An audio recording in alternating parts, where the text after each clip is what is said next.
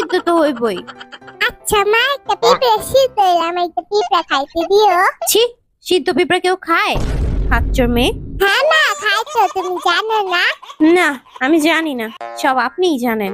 মা জানো, পিঁপড়া খাইলে তুমি সাঁতার কাটতে পারবা।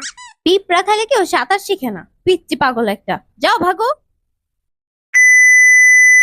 প্রিয়তমা, আমি তোমাকে খুব ভালোবাসি। হ্যাঁ প্রিয়, আমিও তোমাকে খুব ভালোবাসি। কিন্তু জানো, আমার না মাঝে মাঝে খুব ভয় লাগে। কেন? আমি থাকতে তোমার কিসের ভয় প্রিয়? কারণ আমার বাবা মা কখনোই তোমাকে আমার স্বামী হিসেবে মেনে নেবে না প্রিয়। কেন মেনে নেবে না আমাকে তোমার বাবা মা, বলো? কি নেই আমার মধ্যে? আমিও তো আর 10টা পিঁপড়ার মতোই। বলো, বিষ নেই তোমার মধ্যে?